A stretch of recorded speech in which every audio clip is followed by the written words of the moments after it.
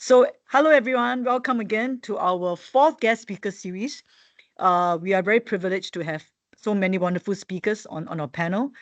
The objective of this guest speaker series is to really, for our list of speakers, some of them are mentors. Today we have Sebastian, our board chairman and president, to share with you their expertise, their knowledge, their experience, so that all of us can learn together as a community.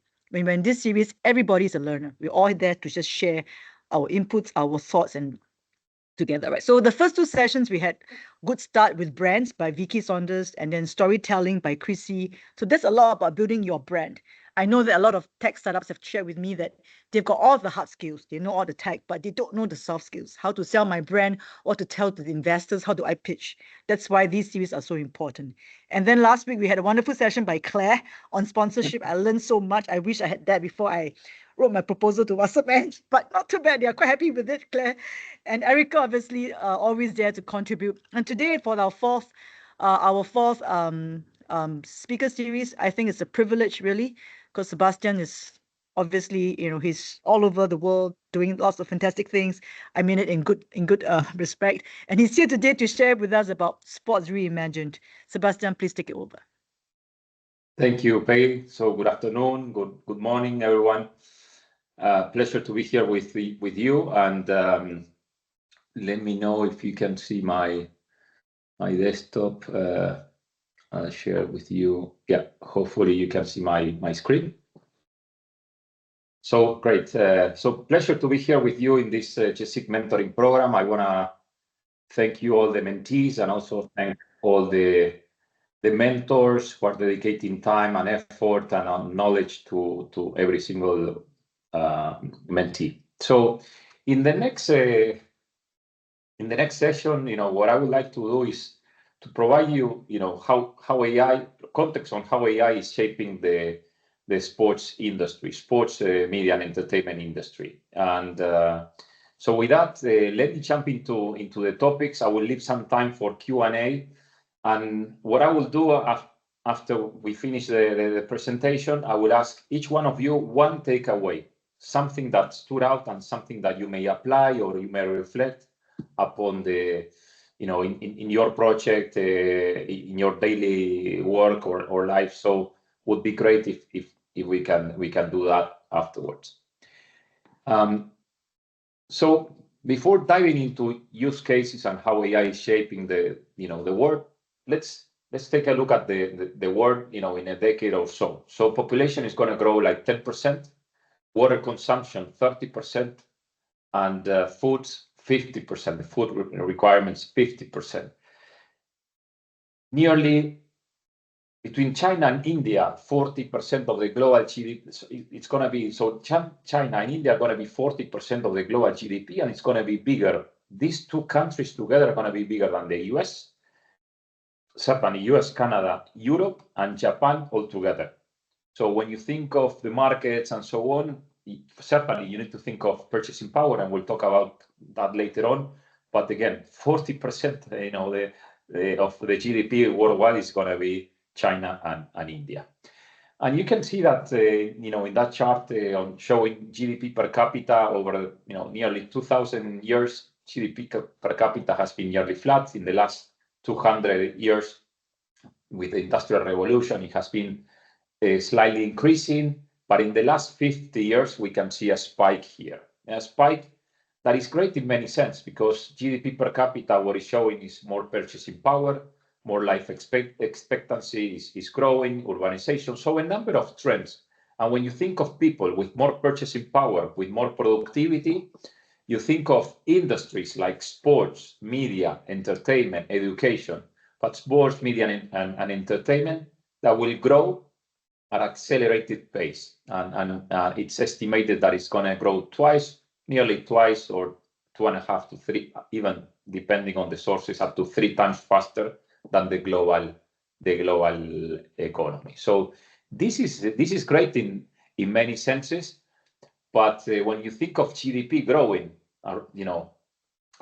so rapidly, and with a population of nearly 9 billion people and so on, today we're consuming 1.7 planet Earth. So all the resources, all what we consume today, is we're consuming more than the planet can replenish on its own. And by 2050, 3 planets. So this is something that I want to call your attention, and also an active advocacy on sustainability. We'll talk about how sports is tackling this in some way. But what I would say is, if we live in this world, probably sports, like technology, is a very horizontal industry where we connect every single individual, every single person on the planet. So we need to speak up, and we need to tackle this situation. In particular, what I want to focus on, there are some challenges on waste, on water, but at this moment, I think the biggest challenge that we have is CO2 emissions, climate change, and so on, among others. So let's speak up and let's work proactively on this, and I will touch base on this topic later on. For those, I understand that there is a mix of audiences here. So some entities that are part of sports entities, some others that are providing services, startups, and scale-ups, hopefully. So just to provide some perspective of the sports industry, couple of topics. The first one is football is still the king, and has been the king of sports in terms of number of followers. You see cricket, field hockey, again, this is followers, not necessarily the economic power or the size of each one of these sports. Now, when we think of professional sports, these are clubs, leagues, and federations. We're talking about 250 billion industry, total addressable market. So professional sports, 250 billion. And as I said before, given the horizontality of the industry, when you add health and fitness, apparel, stadium construction, or facilities construction, or resorts construction, like GSIC resorts, etc., sports tourism, etc., we're talking about here an industry of $1.5 trillion. $1.5 trillion is 1.5% of the total economy, worldwide economy.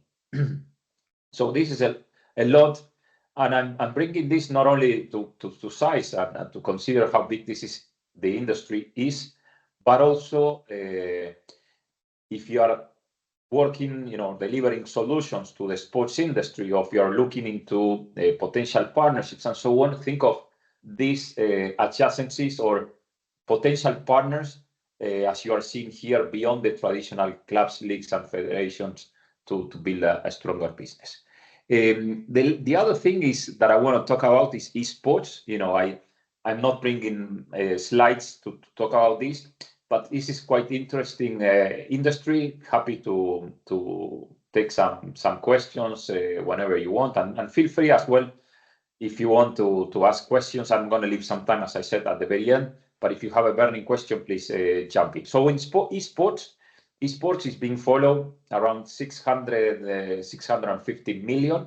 The total industry of esports, what is esports? Esports is a professional video games competition.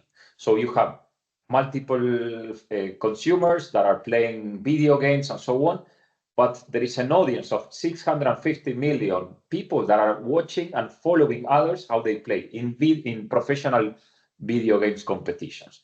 Now, this is great from an engagement standpoint. It's growing a lot, and the level of engagement compared to traditional sports is higher. Typically, here we have digital natives, and the channels are digital. But from a revenue standpoint, if you're in the esports industry, esports is estimated around $1.5 billion, $1.5 billion, which the whole esports industry is smaller than any of the big leagues, like the Premier, the La Liga, NBA, or any other. To the point that it's close, the size of the video esports is the size of the Real Madrid or the Manchester United or the likes, just to put that in perspective. Now, getting into sports in a moment, nearly 45% of the global population is digital native. If we add up, all the people like myself that, were not born with the technology, but we use on a daily basis and so on, we are living in a digital world, and very important to consider this. If you are in the sports business and you are having relationship with broadcasters, very important, because the broadcasters wants to provide content and streaming to these new audiences, and hence the sponsors or the advertisers, they want to speak and connect with this younger generation. So you need to keep your business, sports, whatever the sport it is, if it's football, it is badminton, table tennis, or whatever, you need to make sure that the sports keeps young, healthy, and connects with these audiences. If you're speaking with sponsors, likewise, they want to speak with these younger generations and so on. If you're trying to attract talent for your own organization, you need to provide the tools, environment, and so on. So it's important to think the culture of your consumers, the culture of your potential talent or employees within and collaborators within your organization. 3 revenue streams in sports: match day or in-stadium revenue, TV rights, and sponsors. These are the 3 traditional revenue streams. When I speak with executives from the industry, I try to position, hey, you need to think slightly different. You need to think, your business as a digital one, and think sports. If you're a club, league, federation, or if you are supplying solutions to the sports industry, sports is becoming a sportainment industry. Sports is becoming a data business, or a data and entertainment or data-tainment business. And if you really capture data and really understand your consumers or your fans, then you can create new offerings or create a marketplace and connect potential partners with those consumers. So what do I mean by sportainment? So, well, I mean, if you think of Disney, how do you deliver within your stadium, within your facilities, a Disney type of, or wow, or an unforgettable experience every single day, and you try to use the facility every single day. I'm going to share some examples. But not only the physical experience, and you're mixing, and more you're mixing also the experiences in the stadium or in a theme park with digital experiences. I'll share some examples later. Plus, Disney is creating content, so they are a content creation company. So think of Red Bull Media House. Red Bull Media House, it's they're selling energy drinks, but still the way they communicate with the consumers, with the younger audiences, and so on, is completely different. And they are leveraging, like Disney, they are leveraging digital channels or Disney Plus, and they are leveraging that to sell more licenses in the case of Disney, or sell more energy drinks in the case of Red Bull. And the likes of Netflix, you can create content. So what I foster and what I try to invite executives from the industry to think not only about the 90 minutes or the live stream. You have many stories that you can tell, before the match, after the match, and not only about the team, but also about the culture of the team, of the fans, from cooks, from mowers, all the environment, corporate social responsibility, all the things that the teams are doing. So very important to think upon sportainment. And then a datainment. So Facebook, its valuation, hundreds of billions of dollars of market cap, it's coming from really understanding the consumers, connecting the dots. And I say, well, you have probably millions or hundreds of millions, the likes of Real Madrid or Man U or many others, or NBA. They have hundreds of millions of followers around the world. If you're able to connect with them and you're able to understand who they are and so on, then you're de facto creating a social network that you can monetize as a data business or as an advertising business. Think of your business as a gaming business, right? So what are the casual games? What are the hardcore games that you can provide to them? Casual games could be head soccer, La Liga. They have 90 million people who downloaded the head soccer. You swipe your finger, you score, head it, and you score. Very simple one. So you are able to connect with those consumers, casual fans.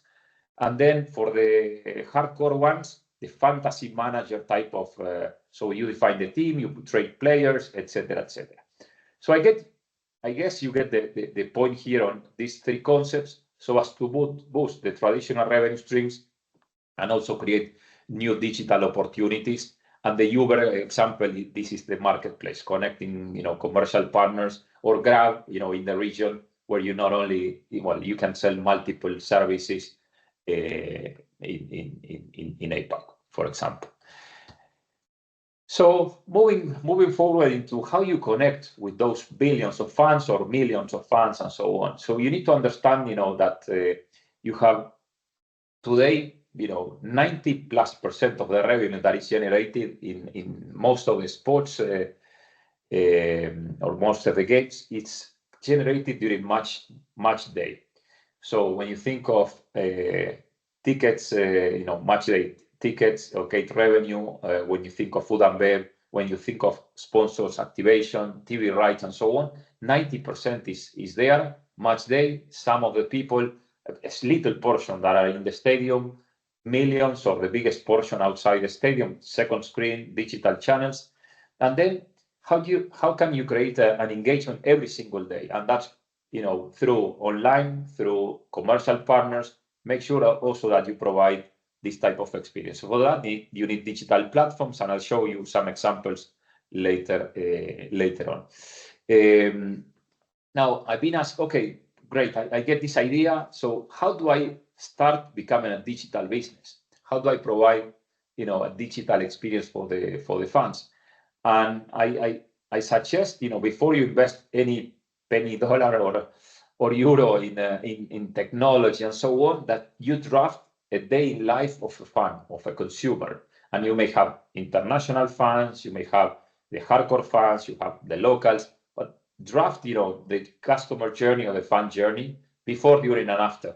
And try to pick, as you see in bullet number 2, with your partners, with the designers and so on, sketch up, what are those experiences and how can you delight either online and offline.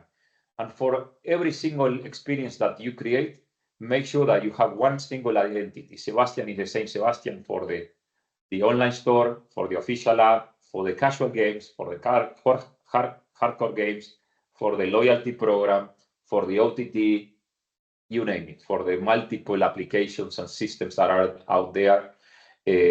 So it's important that then Sebastian or Peggy or Ariel, then you tailor and you really understand who they are, what they like, and so on. And as such, creating those experiences, having that, datainment platform, let's say, instead of, as you can see in bullet number 4, having match days peak and valleys in terms of engagement through these digital channels and multiple services that you provide. On the right-hand side, you have a more stable engagement, and you monetize not only the 90% during match day, but also you speak and you engage and you connect and you monetize and you deliver value every single day. Hopefully this makes sense.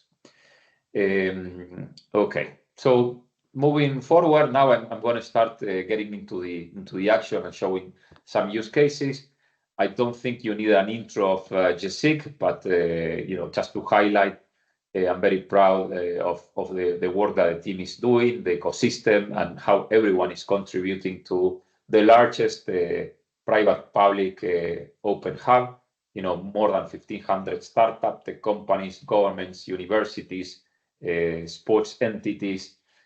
So it's amazing the contribution that all of the members and the GSIC team are doing for the ecosystem. So the cases that I'm going to share with you, and which will be mostly structured around these 3 pillars: how can we delight the fans and create monetization opportunities on match day, so in stadium, TV rights, and sponsors. So let me start with the first pillar, in stadium experiences, and how we can help here. The trend that is going on today is that the stadiums are becoming more and more a multi-purpose arena, multi-purpose facility, intelligent and sustainable. What do I mean by these topics? Multi-purpose, meaning that, for example, and this is the Las Vegas Raiders, or this is where a month or so ago the Super Bowl was played in Las Vegas, Allegiant Stadium. So you can see that the stadium, and down on the right-hand side, not only they host, NFL sports games and so on, but also concerts and cultural events and so on. The Madison Square Garden in New York, the Madison Square Garden, they host 380, give or take, events on an annual basis. So they're hosting more than one event per day. So this is a concept of how you reuse and leverage your facility every single day. This is the first thing, multi-purpose arena. The second aspect, being intelligent and sustainable. What I mean by this is intelligent. You're seeing here a command and control center, very similar to, this is really similar to the Qatar command and control center, but there are many others that we're working with. So imagine a command and control center where you have all the stadiums. In the case of Qatar, all the stadiums were virtualized. So a digital representation of the stadium, and every single entity, the lights, the bulbs, the turnstiles, the chairs, the wipes, everything was digitalized. And then you can not only plan, but also simulate, you can operate. And with that, what you are doing, for example, is with this command and control center, you're checking, for example, how to reduce energy, how to reduce water, optimization, right? So all the domotics, you can see there are thousands of sensors, cameras, etc., that you are operating. You can see also the people, you can see the tweaks, you can see multiple things that are happening. And there's no single person that can manage those literally trillions of data points and alarms and information that is flowing. And that's why AI, through what is called through AI and situational awareness, is narrowing and getting the most important events and showing and popping up those things that are happening, whether someone is going somewhere else or finger pointing, or there is an emergency or something that is going on, and I'll show you more in a moment. So I hope you get this idea. This is not only happening in sports. By the way, the industrial metaverse, or this digital representation of facilities, building factories, and so on. We've been working, with from a Microsoft standpoint, with the ecosystem, with a number of industry solution vendors, developers, and system integrators, etc., for many years. And this technology has been applied in this sense. Then the other thing, I typically lost. I like this example a lot, wayfinding, and it's curious to see how many stadiums are not yet delivering this. So how do I get to my seat, the gate? How do I get to the fan zone? Miami Heat, which is a great organization, tells you in their official app what is the waiting time in different bars and coffees, to the point that they tell you also the waiting time for the restrooms. So you can go to another restroom instead of the closest one, and maybe you get there. So for the ones that have been attending multiple matches, in those 15 minutes, you need to be really, really quick. Using AI, you're able to identify lost objects, as you can see on the right-hand side, through HoloLens, this type of devices of mixed reality. You can, scan people. You can have a mobile command and control center. So identifying hooligans, rioters, or people that you want to make sure that they are not disturbing the other thousands of attendees and local citizens and so on. And I think at the very bottom is a great example on how AI using computer vision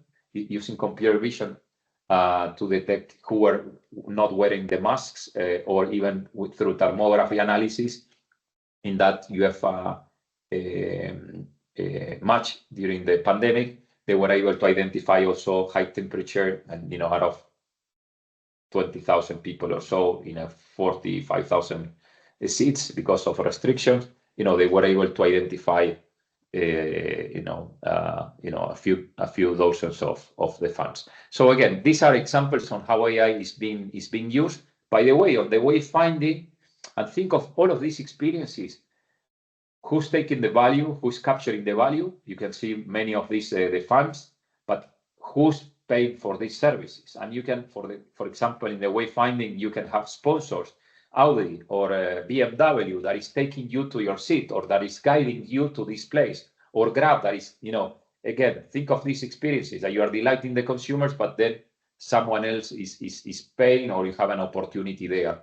This is, I was in Qatar, and using the official app. If you were in the stadium, you were able to overlay and see the statistics. You can see the players, even rewind real time or replay the goal. It was really, really amazing experience during the World Cup. For the fans that are also outside the stadium, you have multiple games, as you can see, predictions, and also you can see, all of these experiences. And the trend is also how you create an experience that is as similar as possible. Hopefully, in the coming years, you can, through VR or MR or different technologies today, you can feel and see hear all the sound.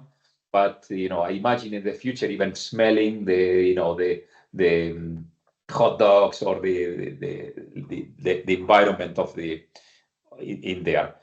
For the sake of time, and Ariel, apologies, I try to, and Peggy, I try to share here the sound, and I click multiple times. I don't know if it's the permissions using, but I will share the link of this video later on, which is Miami Heat.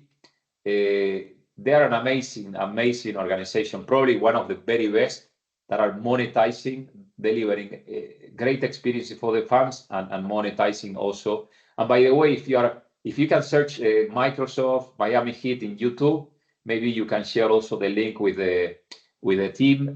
Apologies, because I can show you the video, but you won't hear the sound for any given reason. It was working fine yesterday, at least in my tenant. But anyway, I'll share the video later on. Now, talking about the pandemic and how AI can help you create new experiences, you can see on the left-hand side an empty stadium, on the right-hand side a partnership. One of the La Liga's partners created this experience where place avatars, so render avatars plus the sound, from Electronic Arts, in the football game, sound.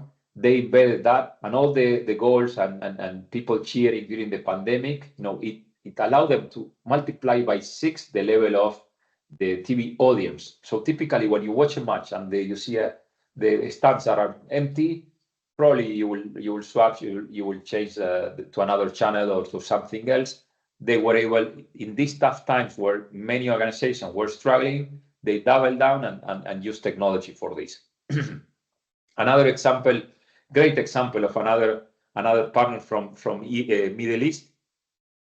You see here this is the LED boards, and these are not only physical but also digital LED boards. And here, for example, you see IMG, or you see Allstate here, or you will see later on, a beer company. So maybe, what this is doing, this digital advertisement solution is doing, is that they're placing digital billboards and digital advertisement in the stadium. So, for example, here in Spain, maybe it's Mau, which is one of the local beers. Maybe Budweiser in the US, Heineken, I don't know, in Netherlands or Belgium. So Guinness in Ireland. So again, the possibilities of slicing the TV rights and making sure that you provide, to the sponsors much more value and relevant content for each one of the audiences across geographies is a great example.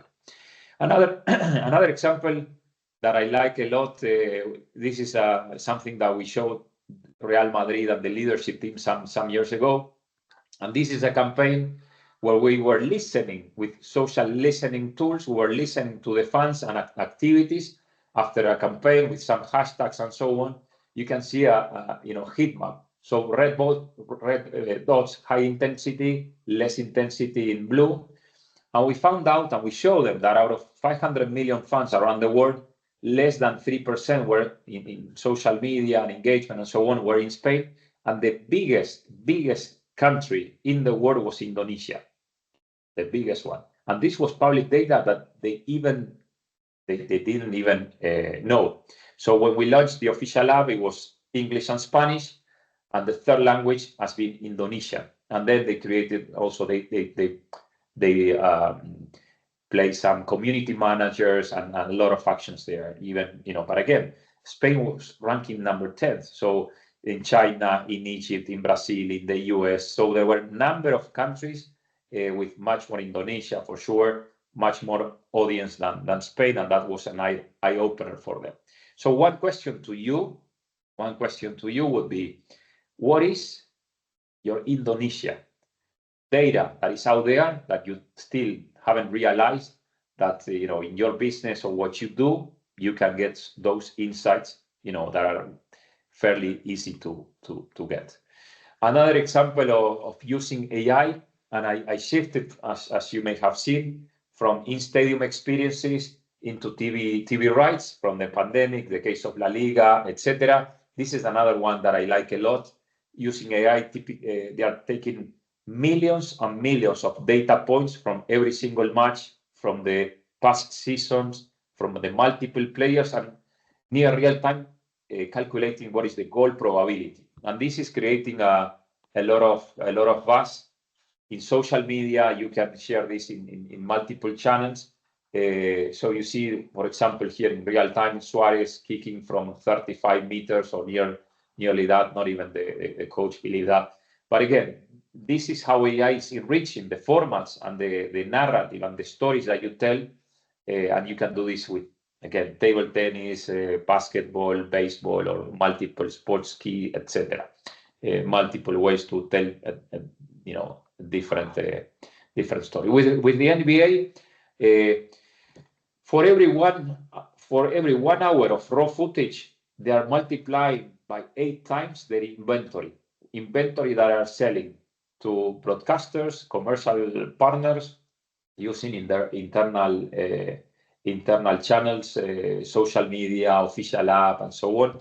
And what this company is doing, a partner also of GSIC is doing in collaboration with the NBA and using Microsoft technology, is creating the highlights and clips, that I was talking about, and multiplying the inventory that I mentioned. So they are not only, using AI, they are taking the players' movements, they are the commentators, also the game graphics, if someone is scoring, so you take a few seconds before and after. So they are creating with a very robust system and a very sophisticated system, I would say, the possibility to create these clips and creating workflows to distribute this content across multiple channels. Again, automating all the process, and all of this, again, you can have a broadcaster, you can have a sponsor, always an opportunity to delight fans, but also monetize this opportunity.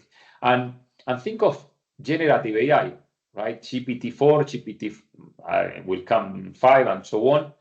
Not only the highlights, but also in a prompt that you may type, or you may ask, okay, now show me, instead of this player, I want to see, I'm Argentinian, I want to see Manu Ginóbili, or you want to see Pau Gasol from Spain, or you want to see Yao Ming, what he would do, or if, again, the possibilities of creating additional content and simulating is going to create also new opportunities. Now, getting back to things that already La Liga is using and testing in certain markets. So imagine certain markets where it's hard to get a dedicated commentator or localizing content because you don't have the necessary audience in 211 countries around the world. Or again, in this case, what they are doing is, you can hear, apologies again, the sound, but at least you are seeing how the commentator, a celebrity in Spain, is being translated into German, Chinese, Arabic, Portuguese, whatever. You have multiple languages, that are using Azure OpenAI, which is a Microsoft technology. You can get the real transcript, and in the in the near future, we're talking about probably a few months, you will see real, speech to text, text to speech, so real-time translation. Even, in this session, probably what you will hear on the other side, on the other side, you will hear Sebastian speaking in maybe in Chinese, with the same voice, with the same intonation, but in Chinese or in German, and I'm speaking now in English. So again, this is the technology that is revolutionizing, and it's gonna democratize the experience for multiple fans around the world, and could be anyone, a celebrity or a player of football or you name it. Now let me show you something. Probably you know him. This is Messi. Lionel Messi. So I'm glad that yesterday we defeated Canada, so we are in the finals. And yeah, Messi has never ever spoken in English. I don't think you're gonna hear the noise again. My bad. Sebastian, if you want to stop sharing, and then before you reshare, you have to click the tab for include sound, share sound. Yes, but it's not showing for any given reason. It's gray. That's the problem, and that's I tried this yesterday and it was working. For any given reason, what I will. Or if you want, I actually have the Messi video. I can share it now. Okay, great. Yes, love it. Thank you. Area to the rescue. Thank you, Ariel. Nada.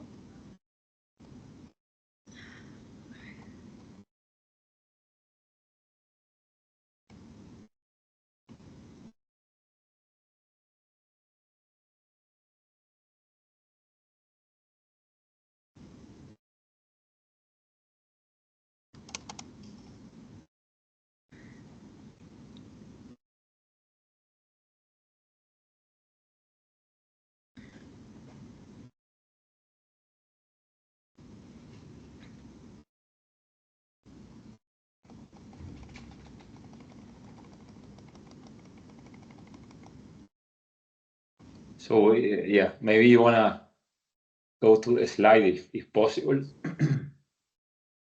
There we go. It's very laggy. Love it.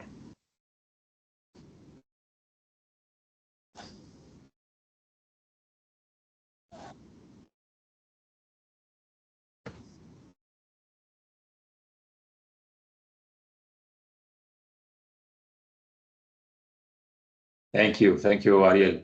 So you've seen there Messi speaking in English. It's an avatar.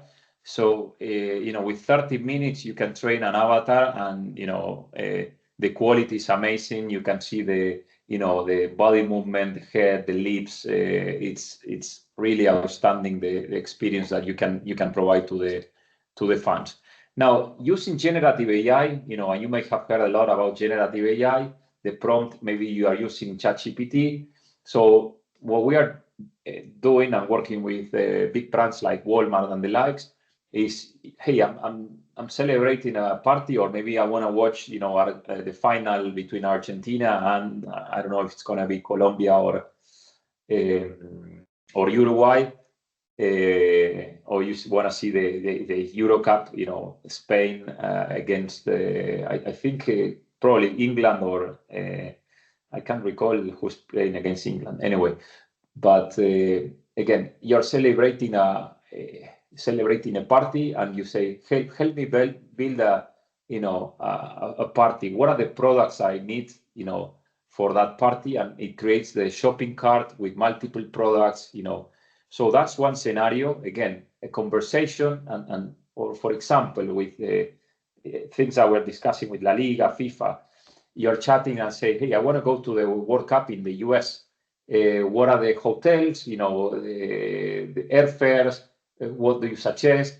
So I want also buy tickets." So all the experience, and you can have a conversation with all the data and the connectors of those commercial partners. So that's where the industry is going. And then from volunteers, assistants, people that are the staff that are helping the fans within the stadium, or volunteers for major events, now the Olympics. Sometimes it's hard for any of us to remember multiple protocols and things, or what to do and so on. So, with a prompt and natural language, typing and writing, or, will be, voice near soon, the possibility to get tons of information, and for example, in other industries, to guide a plant manager, how to operate, or I see an alarm here, what are the steps that I need to take, and so on. So all the knowledge base and the experience, accumulated experience after so many years, this is something that you can empower the people and so on. So I want to, start to wrap up, the third pillar, and get to, conclusions and open up for Q&A. But in this third pillar on the sponsors, I like this a lot. This is an example on a partner that is delivering services to multiple sports entities, is using computer vision, mapping the logos of the different partners. And you see EA Sports, Emirates, Nike, Adidas, and so on. So the media value that you can estimate, based on the number of, the CPM multiplied by the number of, appearances and so on, you can quantify real time, and you have a dashboard. So for the sponsors, it's much better, and you can see how activation is happening and what's the value that you're getting out of the sponsorship. So really interesting thing. Also using AI, so not everything is generative AI, not everything is natural language, not everything is large language models, not everything is ChatGPT or Copilot, and I will talk in a moment, but there's a lot of AI scenarios that are helping sports entities. In this case, with the US Surfing Association, helping the athlete, the surfer, with body movement, with techniques, and this is taking not only the body, but also the weight. Very, very challenging to take insights on this, and through AI and computer vision is being done. We have another partner of the GSIC from Ireland. They are working with this number of organizations, and they're helping, with team performance, with defining what is the training load, the drills, everything that that a player needs to consider, and having a 360 view of the athlete, getting data from match day, from training sessions, medical records, a wellness app, subjective information on how the athlete feels and so on. And this is great. Now, the interesting thing, and this helps you, from a performance standpoint, but also from an injury prevention. Now, what they are doing, as you can see on the screen, they are probably months away to define a few minutes before a player will get injured. A player or an athlete will get injured. And they are using a lot of computational power and AI to predict certain random movements that are defining that a player, hey, this player is going to get injured. So you need to get him or her to the bench and make sure that you protect the player. Now, getting into and sharing with you a little bit on generative AI. Probably you have been using ChatGPT, for nearly 1.5 years. Microsoft launched what is called GitHub Copilot. So Copilot, why Copilot? Because we don't think that AI is going to replace the people. It's going to empower the people and help be much more productive on certain tasks, on creating content, on getting insights, and so on. And then we decide. So the Copilot, when you're driving, the Copilot gives you, hey, watch out, there is a car or someone crossing, or take care about this, or there is a curve. So this is the concept. But in the end, the pilot, each one of us is taking the decisions. Hey, I want to use this, or I want to polish this, or I want to do this and that. So AI, and in this case, generative AI, GitHub Copilot is being used to write code, to check code, to to be much more productive, in the development space, knowledge workers with office teams, and multiple productivity suites with consumers, similar version like a Copilot, getting all the data, and we have a partnership with OpenAI. And then the possibility, if you are a startup or you are creating solutions for sports entities, we're also providing building blocks that we use internally within GitHub, within Microsoft Copilot, those building blocks, so you can create sports copilots that is, instead of taking the data or from the Microsoft Graph or the Office Graph and all this Microsoft Suite data, and creating these copilots for sales, for finance, for whatever the scenario that you wanna use, and build or team performance or fan engagement or command and control centers or whatever you wanna do using the similar technology. So this is what Microsoft is providing the developers community to build, and also there are low-code tools called Copilot Studio for those like myself who are not developers. Maybe we code in the past, but we are not developers. We can use this type of tools. And let me show you one example of what is Copilot.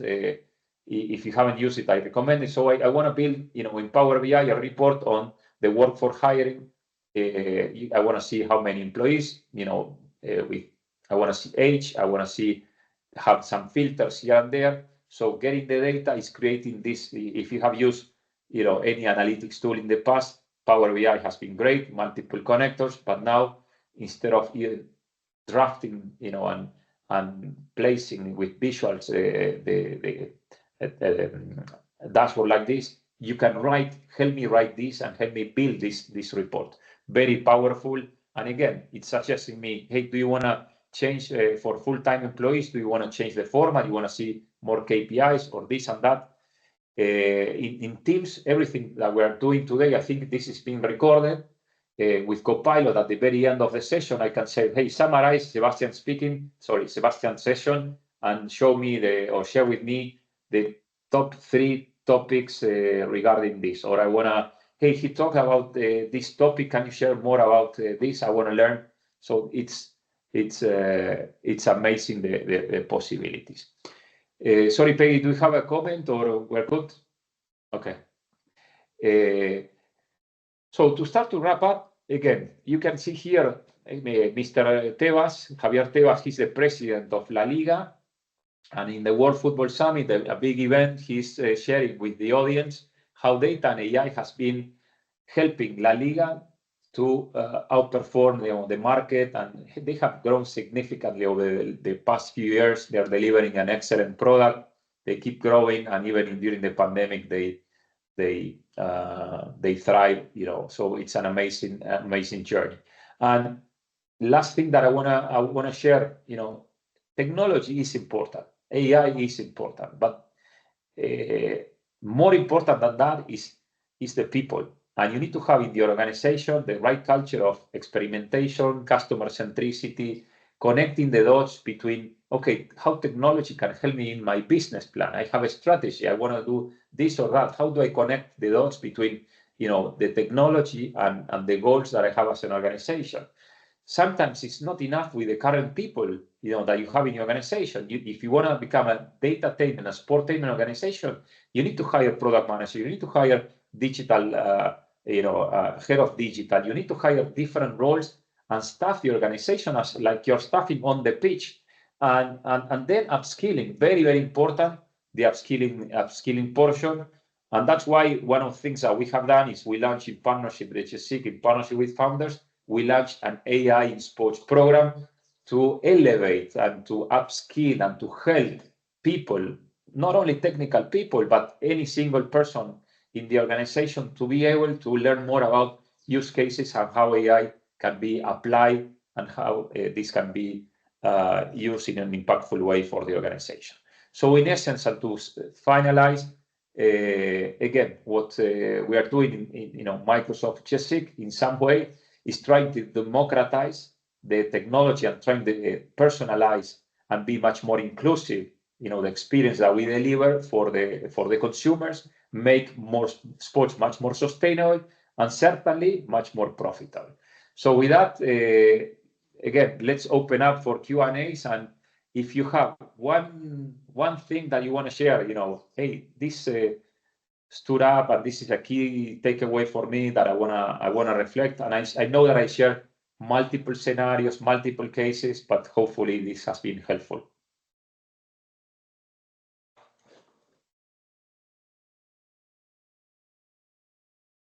So who wants to go first? Questions or comments? Hey, hi, Sebastian. This is Shang. Hi, Shang.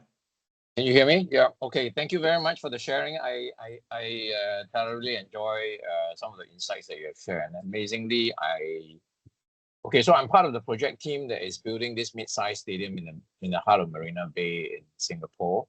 And Yes. One of the things that I am really quite keen on is to see how some of this smart stadium technology could be implemented. And I think you have already shared some of the possibilities, right? And I think one of the very exciting possibilities is the fact that you actually do not have to have physical infrastructure to be built into the stadium itself. But I think all these are digitalization overlays that you can basically use existing technology to put on your smartphones or whatever other kind of sensors, and you will be able to then leverage on all this to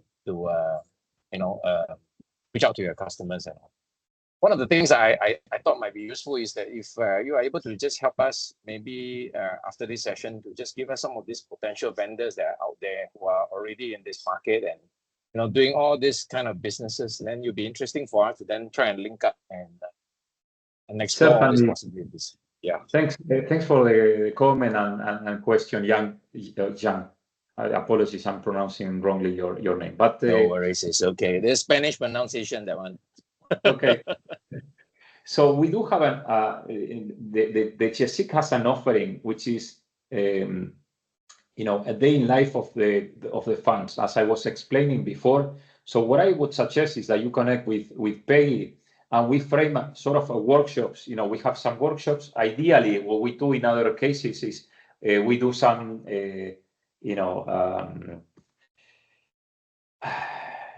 we invite a few funds, focus groups. Sorry, I was looking for the word.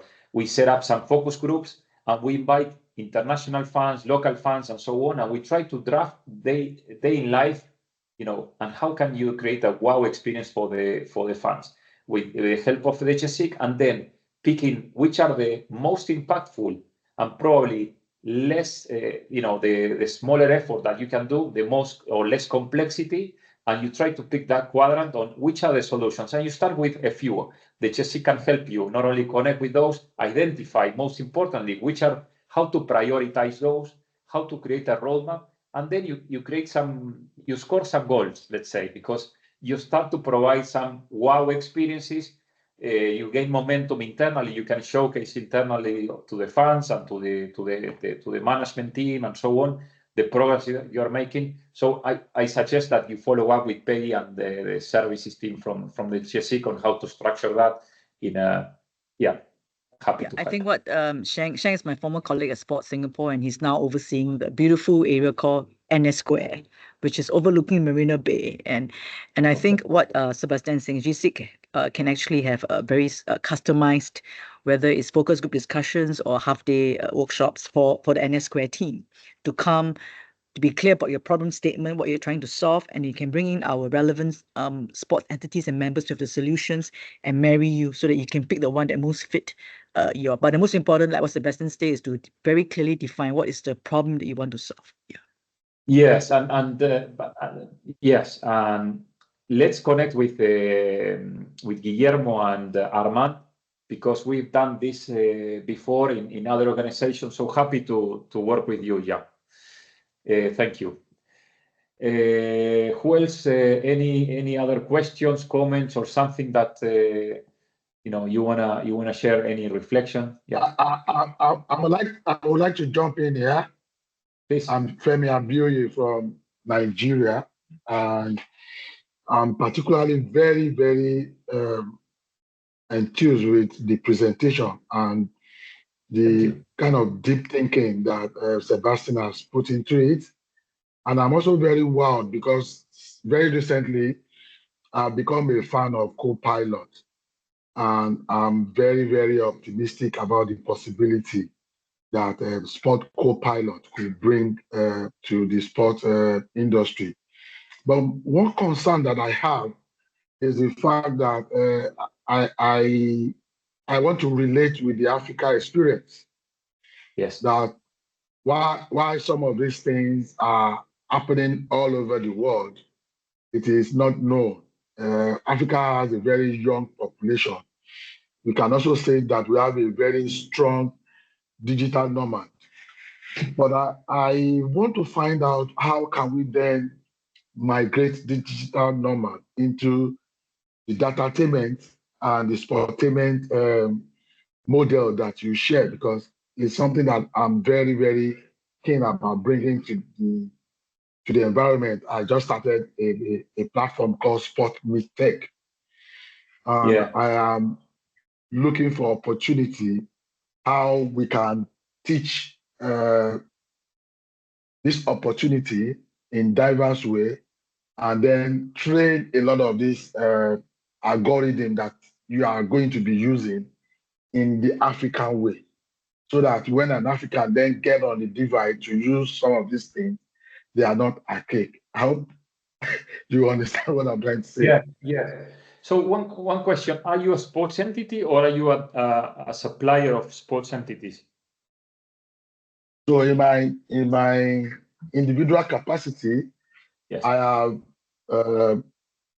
have worked as an administrator in 4 different sports. Okay. I run a sport insurance brokerage firm, and I also work as a policy advocacy agent with the sport industry in Nigeria. Right. Thank you. So in particular in Africa, we're working typically with federations or the likes of FIFA, or for example, we're working with Morocco,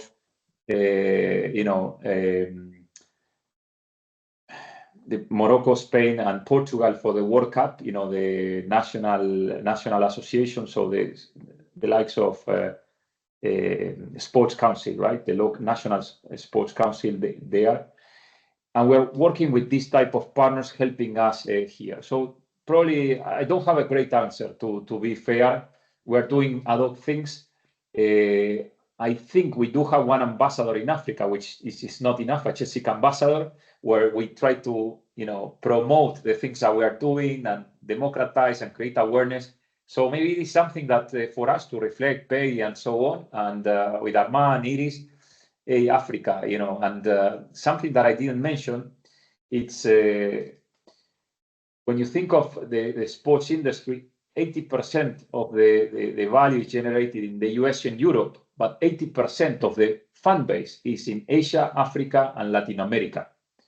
And again, purchasing power is growing. So from a business standpoint, the industry needs to see also the potential. So thanks, something for us to reflect and see whether with ambassadors or online programs, and starting with your own organization, how we can use as an agent of change in the region, at least in your country, or starting from your country, if that makes sense. Yeah, it makes sense. And if I can also add, one of the challenge is the fact that a lot of the administrators in Africa are they are not in the Gen Z generation.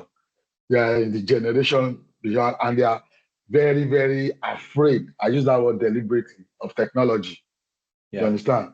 I've seen a lot of work being done by Catapult, donating cameras to all the football federation in Africa.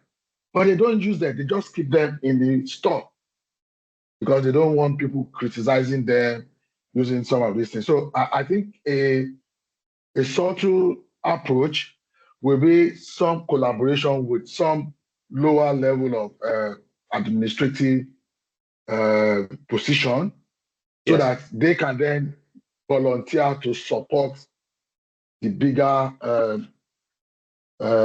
administrative groups. For example, if you go to a federation president now, he's not going to talk to you. But if we have young people who have those skills, train them, they then support what those federations are doing. I think that would be a great, and I'm willing to volunteer in this role to do that. Yeah, I think, Olufemi, I think what you have shared is actually quite a complex.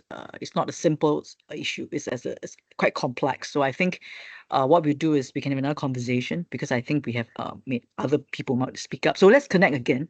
I don't think we should do justice to the time, and we talk about how. Let's nail down the complexity and what we need to talk about, and then we come up with some ideas. Yeah, thanks for that. Maybe you'll be our first ambassador in Nigeria. Thank you. I'm conscious of time. I can remain 5-10 more minutes, not more than 10. So I'm happy to remain if there are more questions. And I see, Mona, that you turn on your camera. So happy to keep the dialogue for 10 more minutes. But whoever needs to drop, again, thanks for your time. Happy to be part of the GSIC Mentoring Program. And yeah, so please, Mona, go ahead. Thank you, Sebastian. Thank you for that presentation. I see how powerful and Mona, I think we can't hear you. I guess, can you hear me now? Sorry. Maybe you like to turn off the camera so that it's easier to just to hear you. Could be better. Yes. How's that? Yeah, my never-ending Wi-Fi issues. Hopefully you can hear me better now. So. Yes. With regard, so I've been working now in 2 sports startups as rights holders, and I suppose with the limited budget, I'd like to know what would be recommended, at least from the start, to how AI and data can be used. And what I see as a problem for both of the startups that I've worked within, sticky engagement. I mean, what really struck me was the case study and the use for listening and the Indonesia example. How do you convert that audience to become more sticky, I suppose, right? So it's really, you know, with limited budget that these properties have, how can AI, how can data success of WNBA? I mean, it's been long running for who's really kind of boosted the viewer thing for Tiger Woods in golf. So I'm just wondering how with Mona, maybe you want to type in the question, because this internet's a bit. Yeah, maybe you can type in the question, a quick one, while we wait for another. Yeah, Mona, you're breaking up a little bit. Type in the question. Yeah. Okay. Yeah, well, yes. Okay, we'll do. Thank you. Will do. Thank you. Any more questions from? It's a lot to digest, but yeah, before we give another time to type in the question. And as we get to the next question, Tim, to be fair, what I share with you is leading edge cases. This is not the standard in the industry. Probably you're seeing the very best, or the ones that are testing, failing, and doing great stuff as well. And I'm sharing the tip of the iceberg here. So, because sometimes I get some feedback, well, I'm overwhelmed because of, you know, how far we are from this. Okay, but start little by little. This is a journey, you know. You want to, and when I showcase, for example, La Liga tells you know, their executives tell the market, you know, this is a journey that we started in 2015, 2014, 2016, and we build a, you know, a data team, a digital team. You know, this is you know, crawl, walk, run. This is a process.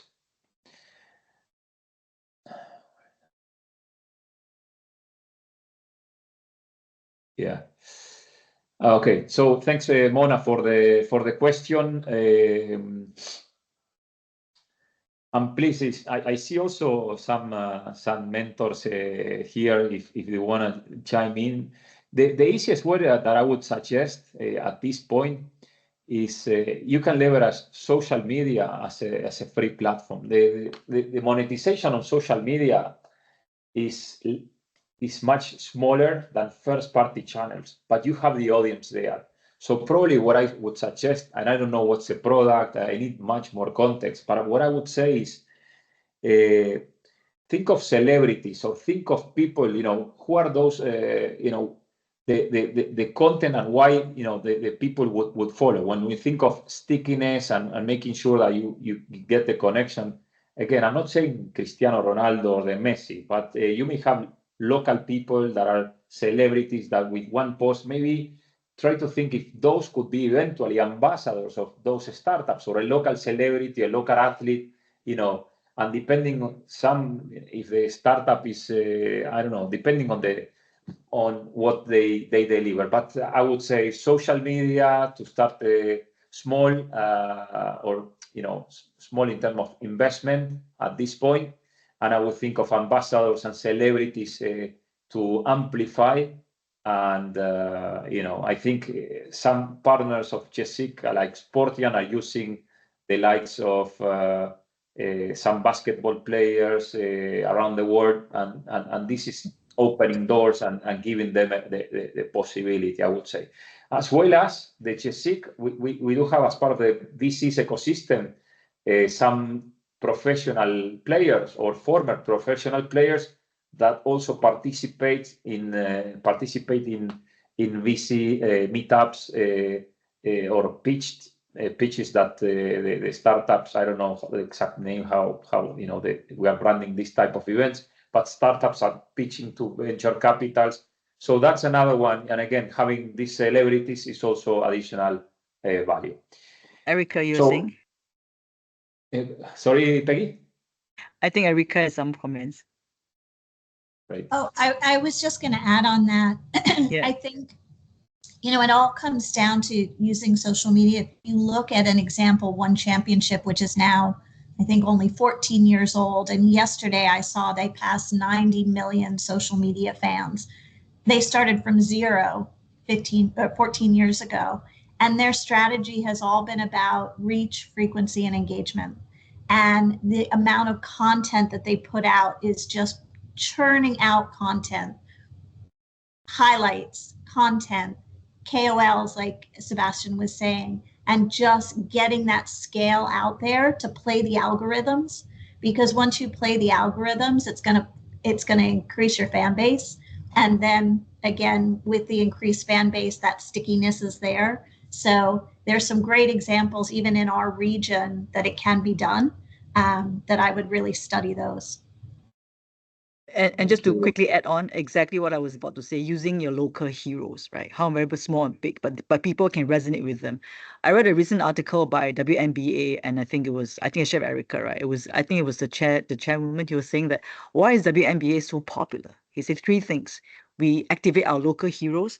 Secondly, we create rivalries between the people that we do, and then we have games of consequence. Oh my God, I thought those 3 were lovely. If you could do that, I think, yeah. Exactly. I mean, to be honest, at One, we used to talk about how do we create more rivalries and stories, because look at WWE and the success of WWE. It's all the storylines, the drama, the rivalries. So if you can get your fans more engaged by buying into that drama, that's going to really help. Totally. Okay, team, thank you so much for your time. It's been a pleasure. We can connect online via LinkedIn or whatever. So thanks for the invitation, Peggy, Ariel, and thanks again to the mentees and mentors. Thank you all. Thank you, Sebastian. If you guys want to connect more, come to the networking this Friday. Let's all meet in person, chat, have some ideas over some drinks, and good luck to Argentina. For sure. And Spain. Thank you. Thank you, everyone. Thank you so much, Sebastian, for the session. It was great. Yeah. Thank you. Thank you. Before you go on, we could just